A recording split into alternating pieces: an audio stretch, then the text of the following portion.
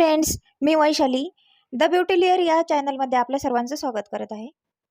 Friends, आज आपण daily use makeup या ठिकाणी आज पाहणार आहोत. तर मी इथे सर्वात प्रथम मॉइश्चरायझर अप्लाय केलेला आहे आणि मॉइश्चरायझर नंतर प्रायमर अप्लाय केलेला आहे. प्रायमर अप्लाय केल्यानंतर आपण कोणतेही एका पॅलेटमधलं कन्सिलर घेऊ शकता. जर आपण ब्युटिशियन नसाल तर डर्मा स्टिकमध्ये आपल्या कलर शेडनुसार आपल्याला एक स्टिक मिळतं.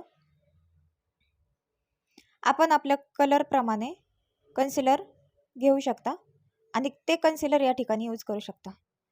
तर या ठिकाणी आपल्या चेहऱ्यावरती काळे डाग किंवा पिंपल्सचे डाग वगैरे किंवा वांग असेल तर आपण त्या ठिकाणी कलर करेक्टर लावतो. कलर करेक्टरही तुम्हाला या ठिकाणी सेपरेट मिळेल. पूर्ण पॅलेट घ्यायची आवश्यकता नाही. तर या ठिकाणी मी पिंपल्सचे जे डाग होते त्यावरती कलर करेक्टर करून घेतलेला आहे. आपण ज्यावेळेस काळे डाग आणि हे असतो त्यावरती ऑरेंज कलर अप्लाय करत असतो. या ठिकाणी ऑरेंज कलर करेक्टर आपल्या काळ्या डागांवरती लावून त्यानंतर आपल्या स्किन टोननुसार आपण या ठिकाणी कन्सिलर अप्लाय करतो.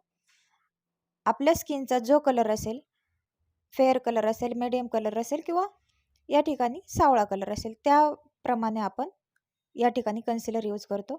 आपल्या स्किन टोनच्या नुसार आपण या ठिकाणी कन्सिलर यूज करणार आहोत. या ठिकाणी मी कन्सिलर अप्लाय करून घेतलेला आहे. मानेवरती, कानावरती सगळीकडे आपल्याला कन्सिलर लावून घ्यायचं आहे.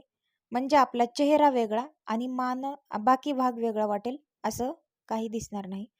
त्यानंतर मी या ठिकाणी फॉरएव्हर 52ची पावडर घेतलेली आहे. त्या पावडरने मी हा मेकअप लॉक करून घेतलेला आहे.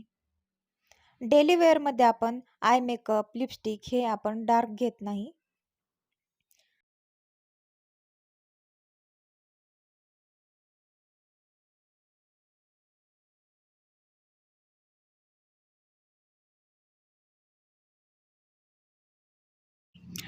लिपस्टिक नंतर यानंतर आयब्रो डिफायनर लावण्यासाठी एवढा टाईम नाही आहे, म्हणून मी डायरेक्ट आयब्रो पेन्सिलने या ठिकाणी आयब्रो करेक्टर करून घेत आहे. आयब्रो कलर झाल्यानंतर मी या ठिकाणी हलकेसं नॉर्मल काजळ लावून घेत आहे आणि या ठिकाणी माझा मेकअप मी डन करत आहे. तर तुम्हीही अशा प्रकारे डेली यूज मेकअप करू शकता. जर या चॅनलचे व्हिडिओ तुम्हाला युजफुल वाटत असेल, आवडत असेल तर चॅनलला सबस्क्राईब करा, लाईक करा आणि शेअर करायला विसरू नका. तर भेटू आपण पुढच्या व्हिडिओमध्ये. Bye friends.